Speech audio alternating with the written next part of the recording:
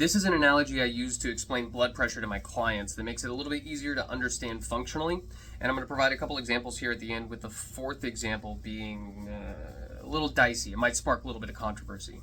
Now, I'm not a doctor or a nurse practitioner, but I've been a personal trainer and health coach for 13 years at a high level, training everyone from executives to retirees to new and expecting moms to kids to professional athletes. I've trained a lot of people.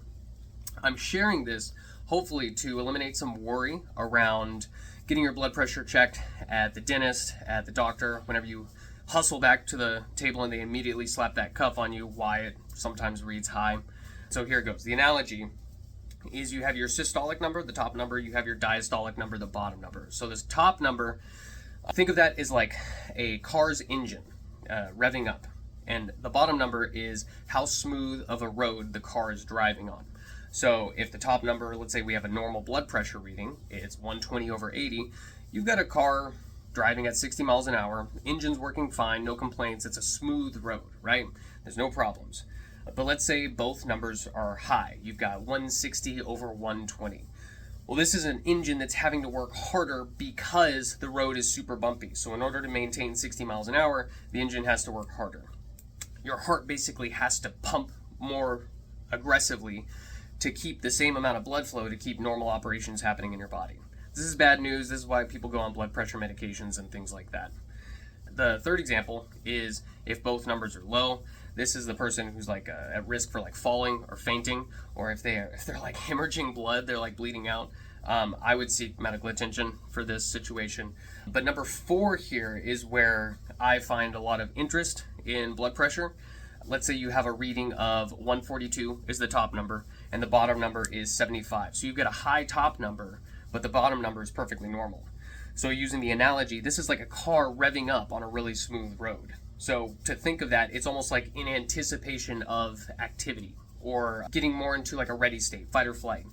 So I've seen this happen 3 times in my own personal experience. Number 1 is getting ready to work out. Number 2 is when I've had too much coffee or caffeine.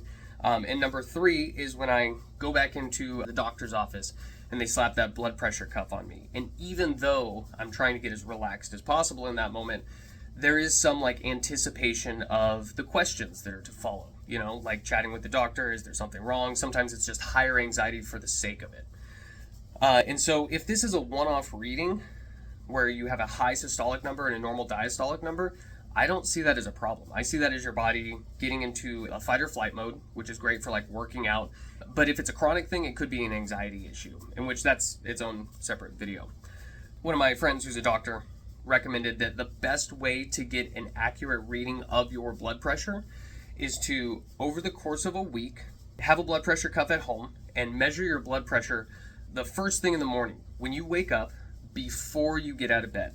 So that's going to give us a very accurate reading of like resting blood pressure, and that'll highlight more true issues if you do have something wrong with like your cardiovascular system or hypertension or anything like that.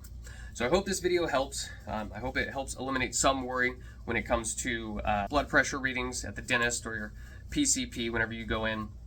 If you like this video, if you like this content, drop a like and a follow and share it with someone who you think might find this helpful.